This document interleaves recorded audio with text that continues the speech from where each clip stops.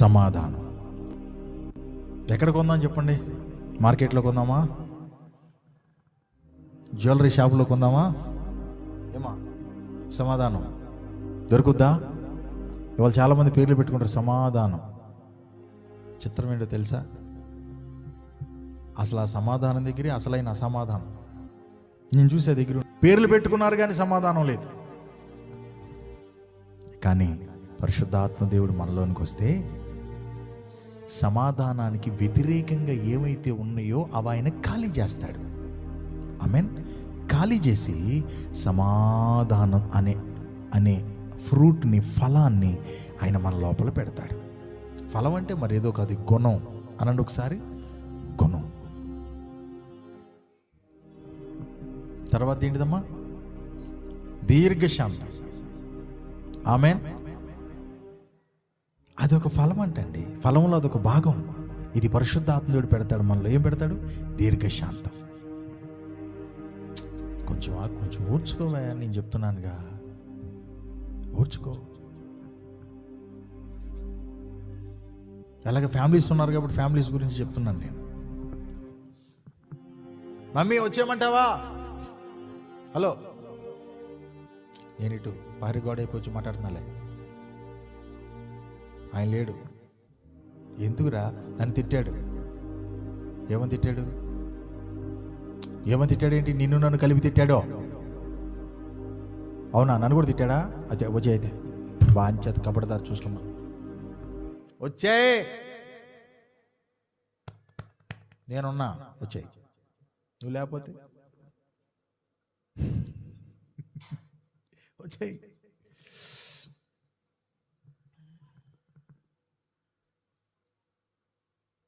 అనరా అట్లా?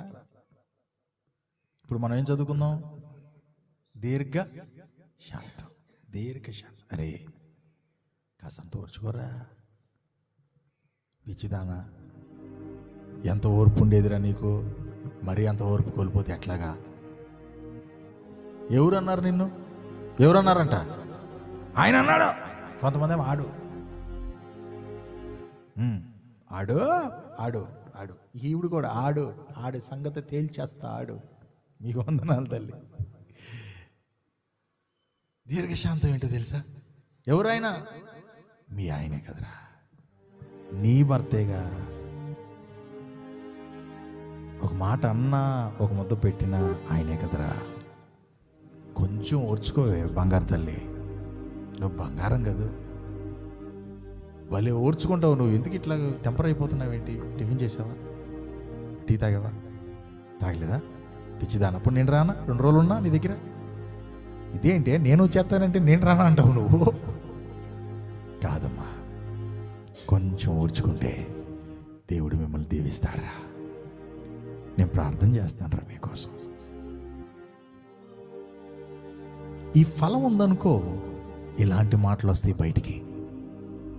అప్పుడు ఆ పిల్ల అనుకుంటుంది, నిజమే కదా, మా అమ్మ ఆలోచించిన ఆలోచన నేను ఆలోచించుకోలేకపోయానే, హల్లెలూయా అని చెప్పి జీవితాన్ని కట్టుకుంటుంది. మీకు తెలియదండి, పరిశుద్ధాత్మ దేవుడు మనల్ని కట్టే ఆ కట్టడం మన జీవితాలను కట్టేలాగుంటుంది. అది కోపతాపాలను రేపేలాగుండదు. ఈరోజు తేలిపోవాల్సిందే. తాడో పేడో ఏమవుద్దిరా? తేలిపోతే ఏమవుద్ది? నీ కూతురు నీతో వచ్చేస్తాడు, అక్కడే ఉండిపోతాడు. ఎవరి జీవితం అన్యాయం అయిపోయేది? నీ కూతురే. తాడో పేడో తేలాలి. ఇట్లాంటి తాడో పేడో తేలాలనేవాడిని అసలు దాని పేరేంటి, ఇట్లాంటి పెద్దల మీటింగ్ అసలు తీసుకెళ్ళకూడదు. వాళ్ళు చీకటి శక్తి ఆత్మలు ఆవరించి ఉంటాయి అన్నమాట. సైతానుడు తాడో పేడో తేలి. ఏంటి తెలియదంట. నేను చెప్తున్నాను కదా, కట్టబడద్దురా నీ కుటుంబం. మారతాడు. అన్నదెవరు? మీ ఆయనేగా. పోనీలే, మాటేగా. బోళ్ళంత తన్నులు తిని కాపురాలు చేసేవాళ్ళు ఉన్నారమ్మా, నాకు తెలిసిన వాళ్ళు. ఏదో ఒక మాట అన్నాడు అనుకో, ఏదో కోపంలో, దానికి అంత రియాక్ట్ అయితే ఎట్లారా? దీన్ని ఏమంటారు? చెప్పండి ఏమంటారు? దీర్ఘశాంతం. అది పరిశుద్ధాత్ముడిచ్చే ఫలం అంటండి. ఎంత అద్భుతం చూసారా? హల్లెలూయా. తర్వాత ఏంటిదంట? దయాలత్వం. దయ అనేది వచ్చేస్తుంది నీ హృదయంలోనికిక. ఎందుకంటే ఆయన పెడతాడు, అది ఆయన కడతాడు. పిల్లికి కూడా ఏంటిదంట, ఏదో సామెత ఉంటుంది, ఎంగిల్ చేతినంట అలా దులపను కూడా దులపరంట కాకిమ్మ తల్లికి. ఆ సామెతలు ఉంటాయి. కానీ నీకు దయ వచ్చేస్తుంది. ఎవరన్నా బాధలో ఉంటే నువ్వు తట్టుకోలేని పరిస్థితి, నా వంతు నేను ఏదైనా చేయగలనా, కనీసం ప్రార్థన చేద్దాం, దయ కలుగుద్ది హృదయంలో. నెక్స్ట్ మంచితనం. దేవునికి స్తోత్రం. బా, ఆడసలు మంచోడు కాదండి. వినపడుతున్నాయా లేదా ఈ మాటలు? వాడు అసలు మంచోడు కాదు, వాడు దరిద్రుడు, నిష్ఠాదరిద్రుడు. ఏమంట మా కుటుంబంలో అడుగు పెట్టాడో సర్వనాశనం అయిపోయింది. లెగ్గే ఐరన్ లెగ్. ఏ లెగ్గో? మరి నీదే లెగ్గో? ఇతర లెక్క ఐరన్ లెగ్ అంట పెట్టింది పేరు పేదరేసి పెద్దమ్మ. వాడు మంచోడు కాకపోయినా, మంచి లేకపోయినా, ఈరోజు ఉపదేశం ఏంటంటే పరిశుద్ధాత్మ దేవుడు ఉంటే ఆయన దగ్గర ఒక ఫలం ఉందంట. ఆ ఫలము పేరు మంచితనం. దేవునికి స్తోత్రం. ఆ మంచితనం అనేది పెడితే వాడికి ఆ రోజు నుంచి మంచోడుగా మారుతాడు. త్రాగుడంటే వద్దన్న గొంతుకి తాగుతాడు, చెప్పిన మాట ఏంటో అంత అవజేస్తాడు, వచ్చి పిల్లనేమో కొడతాడు, అది చేస్తాడు, ఇది చేస్తాడు, చెప్తారుగా, బోళ్ళని చెప్తారుగా. నేను చెప్తున్నా, ఆయన దగ్గర ఒక ఫలం ఉంది. ఆ ఫలం పేరు మంచితనం. మనం ఏం చేయాలో తెలుసా? అయ్యా, నీ ఫలముతో నన్ను నింపు, నీ ఫలముతో నా బిడ్డల్ని మంచోడిగా మారిపోతాడు. సమాజంలో ఆ రోజు వరకు ఇది చెడ్డోడు, పనికిరానోడు, దుర్మార్గుడు, దుష్టుడు అని పేరు పొందినా సరే, పరిశుద్ధాత్మ ఫలము చేత నింపబడితే, మంచితనం అనే ఫలం వస్తే మంచివాడిగా పేరు తెచ్చుకుంటాడు. నెక్స్ట్ ఏంటిదంట? విశ్వాసం. విశ్వాసం అనేది పరిశుద్ధాత్మ దేవుడిచ్చేటటువంటి ఫలంలో కూడా పెట్టాడండి. నీ గుండె ఎలా కొట్టుకుంటుందో తెలుసా? దేన్ని చూసి భయపడదు. ఏం చెప్పాను ఇప్పుడు మల్లేశ్వరి గారు? అంటే విశ్వాసం ఉన్న చోట భయం ఉండదు, భయం ఉన్న చోట విశ్వాసం ఉండదు. క్లియరా? చీకటి ఉన్న చోట వెలుగు ఉండదు, వెలుగు ఉందంటే అక్కడ అంతే. ఈ భయము విశ్వాసం అనేది ఇదే. కుస్తు విశ్వాసం ఉందయ్యా, కుస్తు భయం ఉందయ్యా అంటే మరి ఇదే విశ్వాసం నాకు తెలియదు. ఆ కుస్తీ కాస్త కాదు. విశ్వాసం ఉందంటే అక్కడ భయం ఉండదు. డబ్బును చూసి కాదు, మళ్ళీ నీకున్న వ్యాపారాన్ని చూసి కాదు, నీకున్న వేరే ఏట్లని చూసి కాదు, నీ దేవుణ్ణి చూసి ధైర్యంగా బ్రతికే ఆ విశ్వాసం నీ గుండెల్లో కొలువై ఉంటుంది. దేవునికి స్తోత్రం. అసలు ముందు భయపడవంతే. నిన్ను భయపడకుండా చేసేది విశ్వాసమే. ఆమేన్ చెప్పండి. ఇది పరిశుద్ధాత్మ దేవుడు మనకిచ్చే ఫలంలో ఒక భాగం. ఓకేనా? నెక్స్ట్ సాత్వికం. యేసయ్య గుణలక్షణాలని చెప్తున్నాను కదా. ఆయన తనను గురించి ఆయన ఏం చెప్పుకున్నాడు? నేను సాత్వికుణ్ణి, దీన మనస్సు గలవాడిని, మీరు నా యొద్ద నేర్చుకో. అది ఆయన స్వభావం. సాత్వికం అనేది ఆయన స్వభావం. దేవునికి స్తోత్రం. సాత్వికుడి దగ్గరికి వెళ్ళి ఏదైనా మాట్లాడాలనిపిస్తుంది, అవునా? గర్వంగా ఉండి పోకిరి ఒళ్ళలాగా ఉన్నవాడి దగ్గరికి వెళ్ళి వెదర బాగున్నావు అనాలనిపిస్తుందా? ప్రైజ్ లార్డ్ బ్రదర్ అనాలనిపిస్తుందా? కొంచెం దీనత్వం కలిగి సాత్వికంగా ఉన్నవాడి దగ్గరికి వెళ్ళి బ్రదర్ బాగున్నారా, తిన్నారా, టిఫిన్ చేస్తారా, వస్తారా అని అడగాలనిపిస్తుంది. దేవునికి స్తోత్రం. ఆయన గుణలక్షణం అది. మనం ఎంత ఎత్తుకెళ్ళినా సాత్వికాన్ని మాత్రం మర్చిపోకూడదు. అది మనం ధరించుకుని ఉండాలి. ఆమేన్. నెక్స్ట్ ఆశా నిగ్రహం. ఇది కూడా అవసరమేనండి.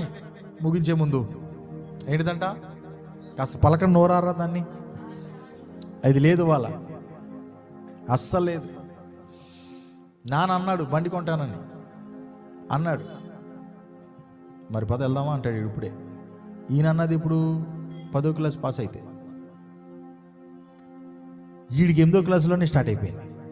అప్పుడు దాకా ఎందుకో కుదరదు, వెళ్దాం పద ఇక వెళ్తా కనుక అందంట వాళ్ళమ్మ, మీకు షూ కొంటాలే బాబు అని. ఎప్పుడు నిన్నంటే నిన్న అర్ధరాత్రి ఫోన్ తీసుకొచ్చి, అమ్మ మీషోలో ఈ షూ బాగున్నాయి చూడు అంటున్నారు. ఆవిడ అన్నది ఇప్పుడు వాళ్ళ అంతో కొంత ఆశా నిగ్రహం ఉంది కాబట్టి బిడ్డలు బతికిచ్చారు మమ్మల్ని. ఇక అప్పుడు అనుకుంటే చెప్పండి, అప్పుడు అయిపోవాలి. This is very danger. బాగా గుర్తుపెట్టుకోండి, ఇది చాలా డేంజర్. అనుకున్నది అనుకున్న సమయానికి అయిపోవటం మంచిది కాదు, మంచిది కాదు. ఇది నేను అనుకుంటున్నా, ఇది అయిపోవాలి, బండి ఇప్పుడు కొనాలనుకుంటున్నా, కొనేసేయాలి, అయిపోవాలి, ఇప్పుడు జరిగిపోవాలి, పలానా చోటకి వెళ్దాం అనుకుంటున్నాం, ఇది ఇప్పుడు అయిపోవాలి, ఇది జరగాలి. నేను చెప్పనా, దేవుడు తాను వాడుకోవాలి అనుకున్న వ్యక్తుల్లో ఖచ్చితంగా ఇది కడతాడు. దేవుని సేవకుడికి ఆశా నిగ్రహం అనేది దేవుడు తప్పనిసరిగా కడతాడు. కొంతమందికి సెంటర్ వెళ్ళి పొడిసేరు చూస్తారు. ఏం చూస్తారు? నిజానికి ఏంటో చెప్పనా, ఇల్లు కొందామని అది వెళ్ళేది. పక్కింటి మళ్ళీ రమ్మంటే వెళ్ళారు.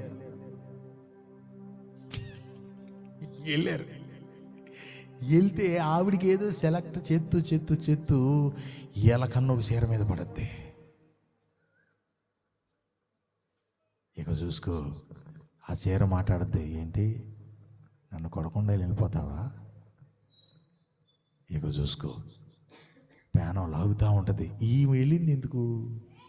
పక్కన ఆవిడికి చీర సెలెక్ట్ చేయడానికి. ఇక అది వదిలిపెట్టేద్ది, దీని మీదే పడద్ది. ఆవిడతో ఈవిడ అడుగుద్ది, అక్కయ్య ఈ చీర ఎలా ఉంటుంది నాకు? ఆవిడికి అర్థం కాదు, నువ్వు నాకు కొంటాకు వచ్చావా, నువ్వు కొనుక్కుంటాకు వచ్చావా? ఇక ప్రాణం ఆగదు, గుటుగుటు. ఆవిడికి ఏదో వచ్చారా, ఇది బాగుంది, ఇది బాగుందా అంటే ఇది బాగుంది, మరి ఇది అది బాగుంది, మరి ఇది అది ఏంటి అన్నీ బాగున్నాయి అన్నావు, ముందు ఏదో ఒకటి తీసుకా, ఎంతసేపు ఉంటాం ఇక్కడ?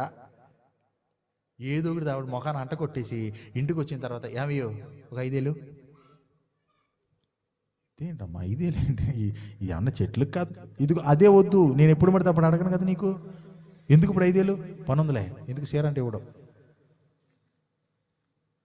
పని ఉందిలే. ఎక్కడదమ్మా అట్లా అంటావు నువ్వు? నీతో నిజంగా నేను చెప్తున్నాను కదా, ఇంతే. ఏనాడు సహకరించవు. ఏం సహకరించేది? నీ వెళ్ళి చూసొచ్చి నా కోరికలు కోరతావు, నీకు సహకరిస్తూ ఉంటావు నీకు అని అంటాడు ఆయన. ఎట్టకేళ్ళకి పీడించగా ఒక 2,000 వస్తాయి. అంటే ఈవిడ దగ్గర 3,000 ఉన్నాయి. ఈవిడికి తెలుసు 5,000కి అయితే వచ్చిన 2,000 వస్తాయని. మరేంటి, దేవునికి స్తోత్రం, వేసింది గట్టిగానే పిడి. 2,000 ఇంక నా దగ్గర లేవమ్మ తల్లి, నువ్వేంటి నాకు నా సావు నేను చేస్తాంటే ఇదిగో తీసుకో అని చెప్పి 2,000 ఇచ్చాడు, వెళ్ళిపోయాడు ఆయన పనికి. చాలు, మనం వేసిన దీనికి అసలు గేలం, సక్సెస్ రైట్ అని చెప్పి వెళ్ళిపోద్ది. అక్కడ చెప్పొచ్చింది, ఈ చీర ఉంచు ఎవడు కొమ్మాకని చెప్పి. ఈ పాస్టర్ గారికి ఎంతసేపు మేమే దొరుకుతాం అనుకుంటారు వీళ్ళు. ఎక్స్ప్లెయిన్ చేస్తున్నానండి. ఆశా నిగ్రహం, దేవునికి స్తోత్రం. ఇవాళ మన పరిస్థితి ఏంటి, మన దగ్గర ఉన్న డబ్బులేంటి, మన ముందున్న బాధ్యతలేంటి, మన ముందున్న భారాలేంటి, వచ్చే 1 తారీఖులేంటి, ఆ తర్వాత కట్టే వ్యవహారాలేంటి, వచ్చే గురువారం సంగతి ఏంటి, ఆ ఈఎంఐల సంగతి ఏంటి, ఆ ఎంఐల సంగతి ఏంటి చూసుకోవద్దు. ఆయన్ని ఎవరు కడతారు? అవునా? ఇప్పుడు వీడికి ఏమి లేదు, ఆశా నిగ్రహం లేదనుకో, ఏదో చూశాడు. నీ జీవితానికి ఏం సరిపోద్ది? చిన్నపాటి బండి సరిపోద్ది. కానీ వీడికి ఆశ ఎక్కడికి వెళ్ళింది తెలుసా? బుల్లెట్ కావాలంట. బుల్లెట్ ఎంత? ఇంకోటి దేవునికి స్తోత్రం, హల్లెలూయా. ఎంత బుల్లెట్? 2.5 లక్షలు. 2.5 లక్షలు. ఎందుకు? 70-80 వేలు బండి చాలు. ఎందుకంటే ఉన్న పరిస్థితుల బడ్జెట్ని బట్టి.